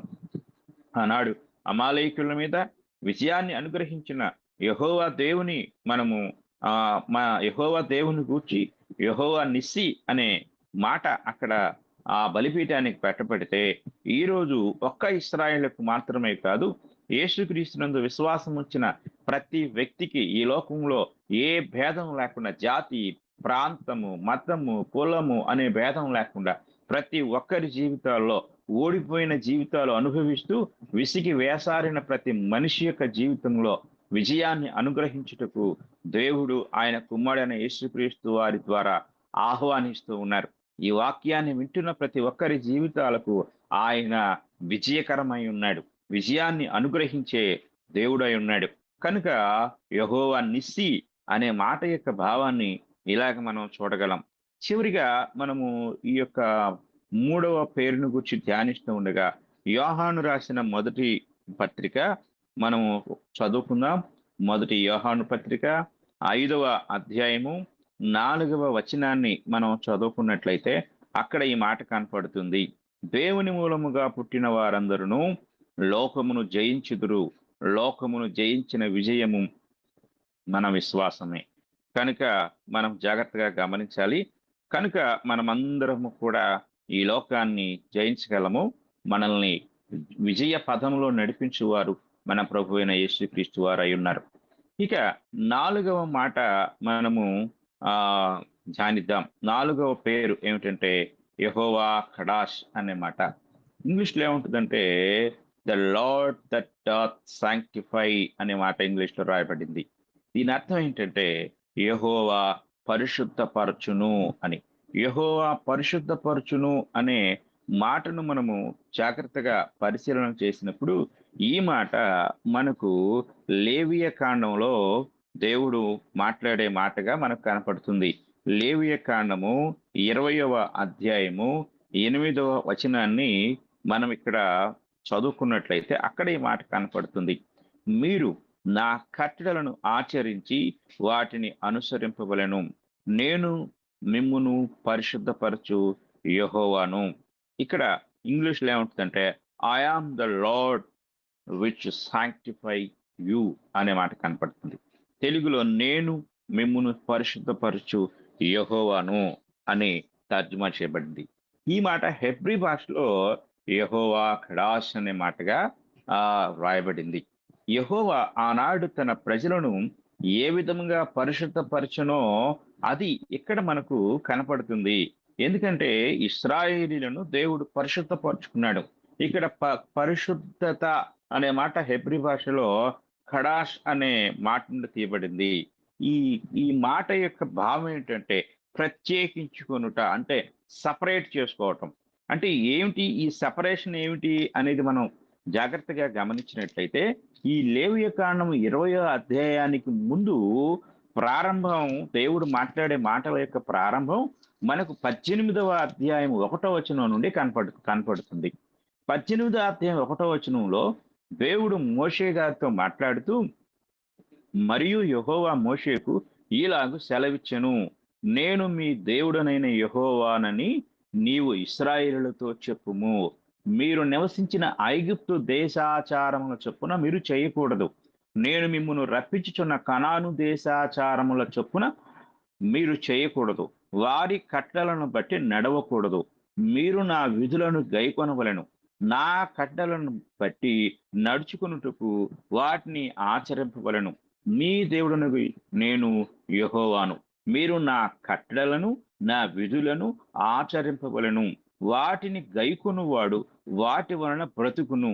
నేను యెహోవాను అని చెప్పి 6వ వచనములో మోరల్ లా అంటారు. అంటే ఈ నైతిక విలువలతో కూడిన చట్టాన్ని ఇక్కడ 6వ వచనము నుండి ప్రారంభించి 20వ అధ్యాయము 7 వచనాలు, అంత మాత్రమే కాదు, ఇంకా 20వ అధ్యాయం 27 వచనాల వరకు కూడా ఆయన ఈ యొక్క మోరల్ లాను ఆయన వారికి అనుగ్రహిస్తాడు. అలా అనుగ్రహిస్తూ వారి నైతిక జీవితము, సామాజిక జీవితము ఎంత పరిశుద్ధంగా ఉండాలో, ప్రత్యేకంగా ఉండాలో అనేక విషయాలు తెలియచేస్తూ ఉంటాడు. నిజంగా ఈరోజు ఈ యొక్క 18వ అధ్యాయం అంతా, 18వ అధ్యాయం 19, 20 అధ్యాయాలు ప్రపంచంలో ఉన్న ప్రతి ఒక్కరూ కూడా ఆచరింపదగిన మంచి నైతిక విలువలతో కూడిన పరిశుద్ధ జీవితమును ఆచరించవలసిన విధానాలు ఇక్కడ కనపడతాయి. ఈ మాటలు చెప్తూ ఆయన నేను మిమ్మును పరిశుద్ధపరచు యెహోవాను అంటాడు. నేను మిమ్మును పరిశుద్ధపరచు యెహోవాను అంటే నేను మిమ్మల్ని ప్రత్యేకించుకుంటున్నాను. అటు ఐగుప్తు దేశ సంబంధమైన జీవన విధానము నుండి ఇటు మీరు వెళ్ళబోయే కనాను దేశ జీవన విధానము నుండి నేను మిమ్మల్ని ప్రత్యేకించుకుంటున్నాను, పరిశుద్ధపరచుకుంటున్నాను అని దేవుడు వారితో మాట్లాడుతూ ఉంటాడు. అనగా వారు వెళ్ళబోతున్న కనాను దేశంలో ఉన్న ప్రజలు ఆల్రెడీ 430 సంవత్సరాలు వారు నివసించిన ఐగుప్తు దేశ ప్రజల యొక్క నైతిక విలువలు లేని పతనమైన, అసభ్యమైన జీవిత విధానాలు వారు కళ్ళారా చూశారు. కనుక మీరు కూడా వారిలాగే జీవిస్తారేమో, అందుకే నేను మిమ్మల్ని ప్రత్యేకపరచుకున్నాను అని వారితో మాట్లాడుతూ ఉంటాడు. అందుకే ఇక్కడ యెహోవా కడాష్ అంటే యెహోవా పరిశుద్ధపరుచుకుంటాడు, ఆయన ప్రత్యేకించుకుంటున్నాడు అని తెలియజేస్తూ ఉన్నాడు. ఈరోజు క్రైస్తవులమైన మనలను మన ప్రభు అయిన యేసుక్రీస్తు వారు ఆయన తన శరీరమును బలిగా అర్పించుట చేత మనల్ని పరిశుద్ధపరుచుకున్నాడు. హెబ్రీయులకు రాసిన పత్రిక 10వ అధ్యాయము మనం చదువుకున్నట్లయితే, హెబ్రీయులకు రాసిన పత్రిక 10వ అధ్యాయము 9వ వచనంలో ఈ మాట కనపడుతుంది. ఆయన నీ చిత్తము నెరవేర్చుటకు ఇదిగో నేను వచ్చి ఉన్నానని చెప్పుచున్నాడు. ఇవన్నీ ధర్మశాస్త్రము చొప్పున అర్పింపబడుచున్నవి. ఆ రెండవ దాన్ని స్థిరపరచుటకు మొదటి దాన్ని కొట్టివేయుచున్నాడు.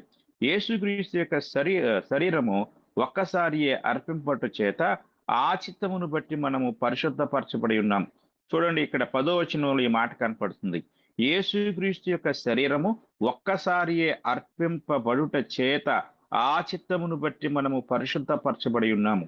ఆనాడు యెహోవా దేవుడు ఇశ్రాయేలును పరిశుద్ధపరచుకుంటే, ఈరోజు ప్రభు అయిన యేసుక్రీస్తు వారి యొక్క శిలువ బలియాగము ద్వారా మనము పరిశుద్ధపరచబడుతున్నాము. క్రీస్తు ప్రభు యొక్క శిలువ బలియాగమే మనందరినీ పవిత్రపరచుటకు లేక ప్రత్యేకపరచుటకు కారణమై ఉన్నది. ఇక్కడ 14వ వచనం కూడా మనం చూసినట్లయితే, ఒక్క అర్పణ చేత ఈయన పరిశుద్ధపరచబడు వారిని సదాకాలమునకు సంపూర్ణులనుగా చేసి ఉన్నాడు. కనుక క్రీస్తు ప్రభు యొక్క ఏకైక అర్పణ ఈరోజు మనలందరినీ కూడా పరిశుద్ధులనుగా చేసింది. ప్రత్యేకపరిచింది, పరిశుద్ధ జనాంగముగా చేసింది. కనుక మనమందరము క్రీస్తునొద్దకు వచ్చుడు ద్వారా క్రీస్తు ప్రభు యొక్క బలియాగము సర్వలోకములో ఉన్న ప్రతి ఒక్కరిని కూడా పరిశుద్ధపరిచి ప్రత్యేకపరిచినట్లుగా మనం చూడగలం. కనుక ఈ ఈ యొక్క పేర్లు ఈరోజు మనం చదువుకున్న యెహోవా రాఫా, యెహోవా నిస్సి, యెహోవా కడాష్ అనే ఈ పేర్ల యొక్క అర్థాలు, వాటి సందర్భాలు ఈరోజు ఇంతవరకు మనం తెలుసుకున్నాము.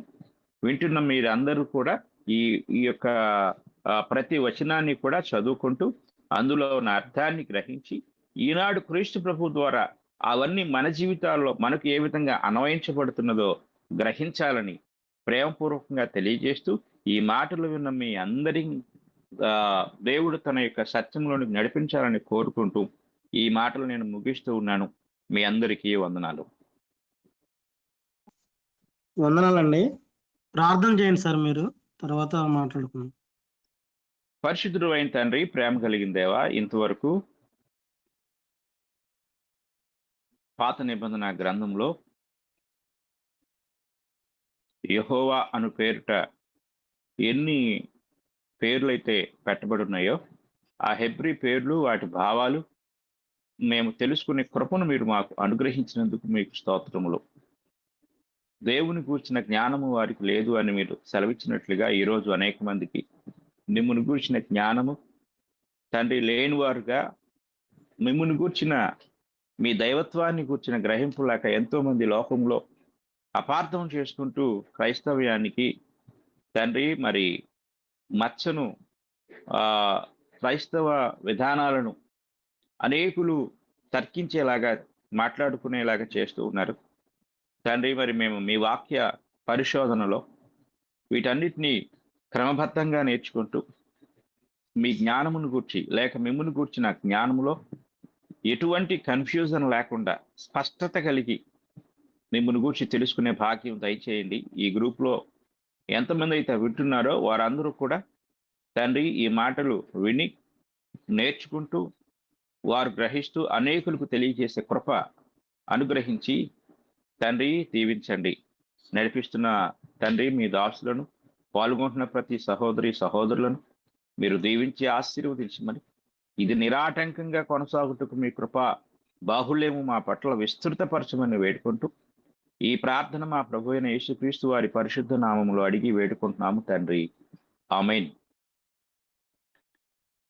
ఇప్పటి వరకు చక్కగా దేవుని యొక్క వాక్యమును మనకు వినిపించినటువంటి సహోదరులు దేవకరణ గారికి అలాగే ఎలీషా గారికి కూడా ప్రత్యేకంగా వందనాలు తెలియజేస్తున్నామండి.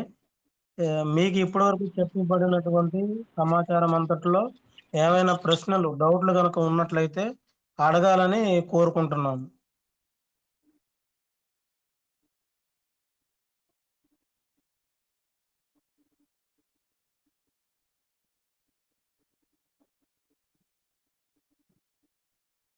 డౌట్లు ఏమీ లేవన్నమాట అయితే.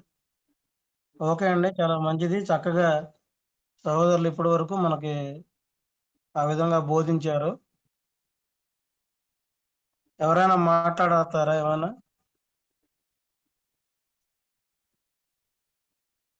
అప్పారావు అన్నయ్య.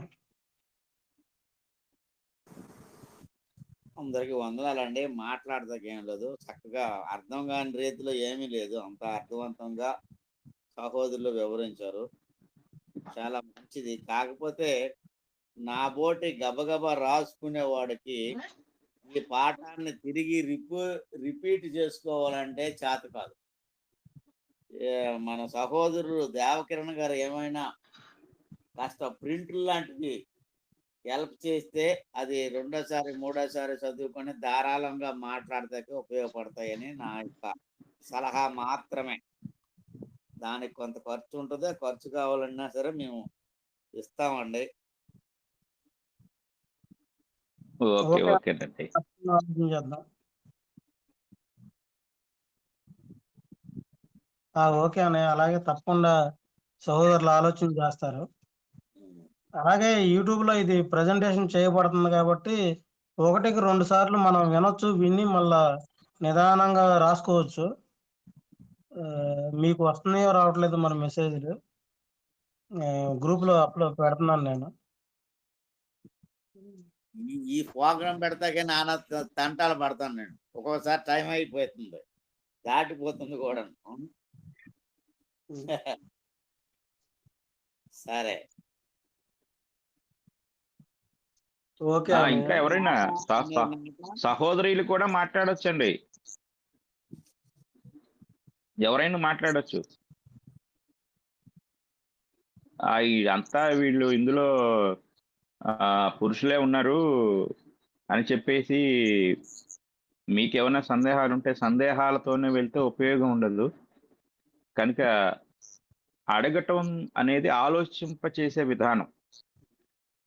అది ఇక్కడ సహోదరుడు అడగండి అడగండి అని ఎందుకు అంటున్నాడంటే ఆలోచింపచేసే విధానం. ప్రతి ఒక్కరు స్వయంగా ఆలోచన చేస్తూ పాఠాన్ని వింటారు.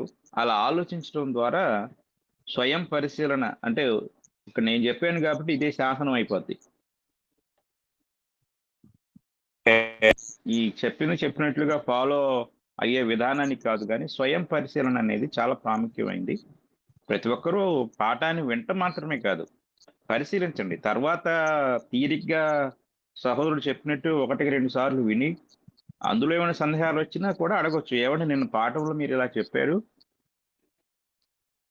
అది కొంచెం ఏదన్నా చెప్పగలరా అని చెప్పేసి అడగొచ్చు.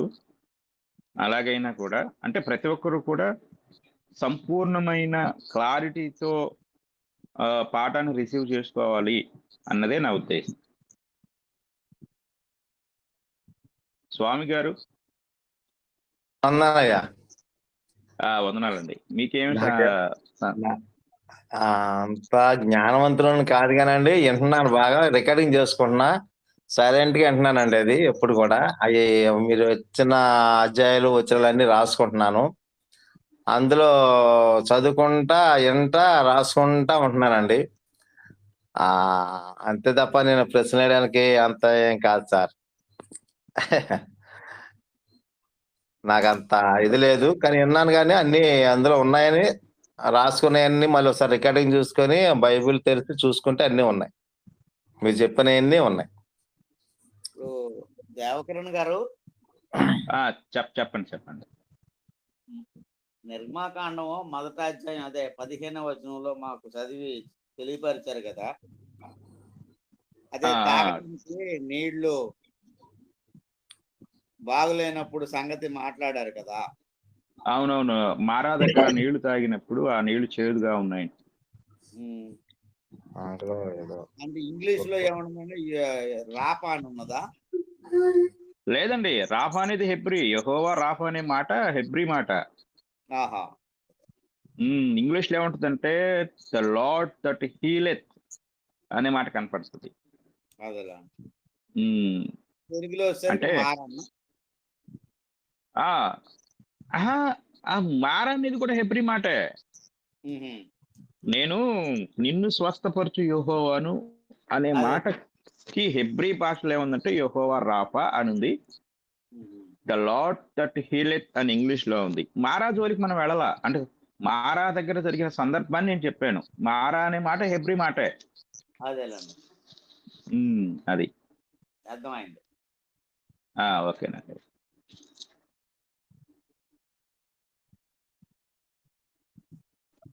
చేదు నీళ్ళకి ఏదన్నా అయ్యా, ఏదో ఒక వృక్షం అందులో వేస్తే తీపిగా మధురంగా ఉంటాయి కదా. అవునవును, ఓకే, అది అర్థమైంది. అది అంతకుముందు విన్నానండి. తర్వాత మొన్న చెప్పిన దాంట్లో మొన్న చెప్పిన దాంట్లో దేవుడు యెహోవా 2 చెప్పారయ్యా, 2 ఒకటేనా? ఇక్కడ నేను మీకు చెప్పిన విషయం ఏంటంటే మన సహోదరుడు కూడా దేవుడు అనేది వ్యక్తి కాదు అనే ఒక షార్ట్ మెసేజ్ కూడా పెట్టారు రవి గారు. అందులో దేవుడు అనేది ఒక పని యొక్క పేరు. ప్రతి ఒక్కరికి ఇది అర్థమైతే ఈ దేవుడు అనే అనే అనే దాని దగ్గర ఎలాంటి కన్ఫ్యూజన్ ఉండదు. దేవుడు అనగా ఒక వ్యక్తి కాదు, అంటే ఒక వ్యక్తి మాత్రమే కాదు, ఒక వ్యక్తి యొక్క పేరు కాదు. దేవుడు అనేది ఒక పని యొక్క పేరు. నేను మీకు ఇంట్రడక్షన్ అంటే ఫస్ట్ పాఠంలో ఎలోహిం అనే హెబ్రీ మాట నుండి దేవుడనే గాడ్ అనే ఇంగ్లీష్ మాట తెలుగులో దేవుడు అనే మాట వచ్చింది అని చెప్పాను. అందులో అది ఒక ఆఫీషియల్ టైటిల్, అంటే అధికార నామం. ఒక కలెక్టరు, ఒక డాక్టరు, ఒక సూపర్వైజర్, ఒక మేనేజర్, ఒక కార్పెంటర్, ఒక పెయింటరు, వీళ్ళంతా ఎవరు? అవన్నీ ఆ పేర్లన్నీ ఏంటి? పని పేర్లు. అంటే సృష్టిని సృష్టించే దేవుడు. అందులో సృష్టిని సృజించడం అనేది ఒక పని, అంటే క్రియేటర్ ఆయన. అయితే ఆయన యొక్క అంటే ఆయన చేసిన పనిని గురించి తెలియజేసేది. కానీ ఇక్కడ దేవుడు అంటేనే ఒక పని, ఒక ఆ పనిలో ఆయన ఒక్కడే లేడు, ఎవరో యెహోవా ఒక్కడే లేడు. యెహోవా అనేది ఆయన వ్యక్తిగత నామం. ఇప్పుడు ఉదాహరణకి మిమ్మల్ని గురించి చెప్తే, స్వామి గారు ఒక డాక్టరు అంటాను. Okay okay. డాక్టర్ అనేది ఏంటి? వృత్తి పేరు. అవును. స్వామి గారు అనేది ఏంటి? మీ అసలు పేరు. అవును. మిమ్మల్ని ఎలా గుర్తించాలి? మీరు ఎప్పుడు డాక్టరు హాస్పిటల్లో ఉన్నప్పుడు, ఇంట్లోకి వచ్చేసరికి హాస్పిటల్లో మీరు డాక్టర్ గానే ఉంటారు. ఇంట్లోకి వచ్చినా కూడా డాక్టర్ గా మీరు ఒక రూమ్ లో కూర్చొని రండి అని ఇంట్లో మీ వాళ్ళందరినీ పేషెంట్లు పిలిచినట్టు పిలవరు కదా. అవునవును. మీ డాక్టర్ యొక్క పనిలో మీరు డాక్టర్, కానీ ఇంటికి వచ్చిన తర్వాత లోకం అంతటికి కూడా డాక్టర్ స్వామి గారు. అంటే స్వామి అనే ఒక వ్యక్తి డాక్టర్ అనే వృత్తిలో ఉన్నాడు. తర్వాత మీరు వృద్ధాప్యంలోకి వచ్చిన తర్వాత మీ కుమారుడు ఉన్నాడు అనుకోండి, ఆయన కూడా డాక్టర్ చదువుకుంటే ఇక మీరు రిటైర్ అయిపోతారు. అంటే ఇక మీ వయసున అయిపోయింది కాబట్టి మీరు పక్క వెళ్ళిపోతారు. ఆ పనిలోనికి మరలా ఎవరు వస్తారు? మీ కుమారుడు వస్తాడు. ఆయన కూడా డాక్టర్ గా క్వాలిఫైడ్ అయి ఉంటే. కాబట్టి అది ఒక వ్యక్తి పేరు కాదు. యెహోవా అనేది ఒక వ్యక్తి పేరు, దేవుడు అనేది ఆయన చేసిన పని పేరు. ఆయన ఎవరండి? యెహోవా అన్న ఆయన ఎవరండి? అంటే అందుకని అడుగుతున్నా. దేవుడు అని 2 పేర్లు ఉన్నాయి కాబట్టి యెహోవా అంటే ఆయన ఎవరైనా అర్థం చేసుకోవాలని అడిగాను బ్రదర్ గారు. యెహోవా అనే వ్యక్తిగత నామం కలిగిన ఒక ఆయన దేవుడు అనే పనిని చేశాడు. అంటే దేవునిగా పిలువబడటానికి అర్హతలు కలిగిన, సకల అర్హతలు యోగ్యతలు కలిగిన వాడిగా ఉండి ఆయన తన పనిని పితరుల కాలంలో చేశాడు. మీకు అర్థమైందా? అదే కొద్దిగా నాకు ఇంకా అంటే దేవుడు అన్నది ఓకే, సృష్టించాడు. యెహోవా అన్న దాని మీద పేరు అంటే నాకు కొంచెం బండగా అర్థమైనట్టు చెప్పండి అయ్యా.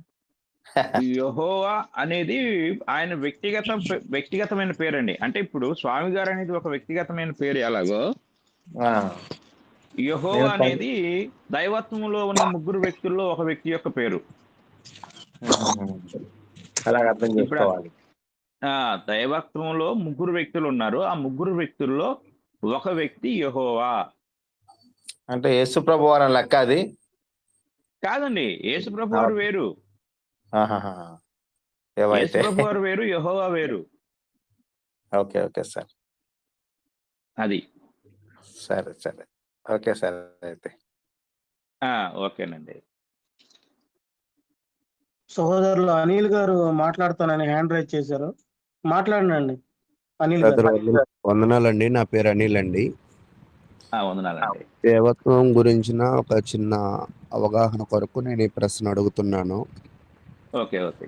భూమి సృష్టింపబడినప్పుడు ఆదాము అవ్వలతో ఉన్న నిర్గమాకాండంలో మోషే దగ్గర పొదలలో మాట్లాడిన, అరణ్య ప్రయాణంలో వారికి దారి మార్గాన్ని చూపించిన, లేదా వారి యొక్క ప్రయాణంలో బండగా ఉన్న యెహోషువ కాలంలో ఒక యుద్ధం జరుగుతున్నప్పుడు ఒక దేవదూత కనపడినప్పుడు సాగిలపడి నమస్కరిస్తారు యెహోషువ. ఈ యొక్క అంటే ఇప్పటిదాకా చెప్తున్న ప్రతి వచన భాగంలో దేవదూతగా కనపడుతూ, కానీ దేవదూత కన్నా శక్తివంతుడు కనపడుతున్నాడు. ఆ శక్తివంతుడు ఎవరు అనే అంటే కొంత అవగాహన ఉంది. దానిని మరలా నిర్ధారించుకోవడానికి ఈ ప్రశ్న అడుగుతున్నాను. అంటే పాత నిబంధన కాలంలో మనకి పారాను అరణ్యం దగ్గర ఈమె పేరు అబ్రహాము దాసికి కూడా ఒక అనిల్ గారు సార్ మీ డౌట్ నాకు అర్థమైంది. అక్కడే కాదు, ఇంకా కొన్ని సందర్భాలు ఉన్నాయి పాత నిబంధనలో. ఇంకా చాలా సందర్భాల్లో యెహోవా దూతగా ప్రత్యక్షం అవుతారు. అవును, నేను చెప్తానండి, అది కూడా మన టాపిక్ లో వస్తుంది. అంటే ఇప్పుడు చెప్తే టైం సరిపోదు. ఇది అవును, కరెక్ట్. ఇది కొంచెం పెద్దదే, దాని గురించి కూడా ఒకసారి. ఎందుకంటే నేను ఇది మీకు ఇప్పుడు జస్ట్ మీరు దాన్ని అర్థం చేసుకోగలరు. నేను చెప్తాను, అది మీ వరకు సాటిస్ఫాక్షన్ అయితే కానీ మిగిలిన వాళ్ళకి సంతృప్తికరంగా ఉండదు. మన సబ్జెక్ట్ లో ఇది కూడా వస్తుందండి. ఖచ్చితంగా అండి, ఖచ్చితంగా మన సబ్జెక్ట్ లో ఇది కూడా ఉంది. కాబట్టి ఎవరు ఆ యెహోవా దూత ఎవరు అనేది మన సబ్జెక్ట్ లో వస్తుంది. కాకపోతే ఇప్పుడు మనం దాన్ని సంపూర్ణంగా చెప్పలేను. అది అర్థమైంది సార్, అర్థమైంది. ఇది కొంచెం పెద్ద అంశం కదా. Okay sir. అవును. Okay, thank you sir. Thanks అండి. ఇంకా ఎవరైనా మాట్లాడాల్సింది ఉందండి?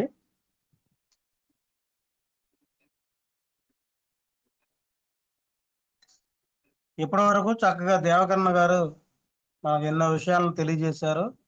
ప్రత్యేకంగా వందనాలు తెలియజేస్తున్నామండి. అలాగే చేరి వచ్చి సహాయకులుగా ఉంటున్నటువంటి ప్రతి ఒక్కరికి కూడా, అప్పారావు గారికి, స్వామి గారికి, అలాగే సుజయ్ గారు ఈరోజు రాలేదు, ప్రభుదాస్ గారికి, ఇక్కడ గ్రూప్ లో ఉన్నటువంటి ప్రతి ఒక్కరికి కూడా, సుధాకర్ గారికి, శివ గారికి, అలాగే అనిల్ గారికి, అందరికీ కూడా, ఇలేషా గారికి ప్రత్యేకంగా వందనాలు తెలియజేస్తున్నాం అండి. అలాగే సహోదరులందరికీ కూడా వందనములు తెలియజేస్తున్నామండి. మరలా తిరిగి రేపు ఉదయం 5 గంటలకి ప్రారంభం అవుతుంది. 5 గంటలకి మనం మరలా తిరిగి కలుసుకుందాము. అలాగే మీకు తెలిసినటువంటి ఎవరినైనా ఒకరికి తెలియచేసి గ్రూప్కి ఆహ్వానించవలసిందిగా ప్రేమతో తెలియజేస్తున్నాము. ఇంకా ఏమైనా మాట్లాడాలనుకుంటే మాట్లాడండి, నేను లేదనుకుంటే క్లోజ్ చేస్తాను. ఎలీషా గారు ఏం మాట్లాడలేదు ఈరోజు. వందనాలు సార్. వందనాలండి. అప్పారావు గారు మాట్లాడిన తర్వాత ఇంకెవరికి డౌట్లు రావండి. ఓకే. ఎలీషా గారు ఏమండి, బాగా రంకులు వినబడుతున్నాయి మీ ఇంటి దగ్గర. ఏం వినబడుతున్నాయా? నేను ఇప్పుడే బయటకు వచ్చానండి, రోడ్డుకి వెళ్తే వచ్చాను, వాకింగ్కి వెళ్తే. ఉదయాన్ని మేలుకొల్పోయి అన్ని బాగా చెప్పారండి. ఆ వైద్యాన్ని ఎడదీస్తే చెప్పడానికి మాట్లాడటానికి చాలా బాగుంటది. థ్యాంక్ యూ అండి. ప్రభుదాస్ గారు ఏం మాట్లాడట్లేదు.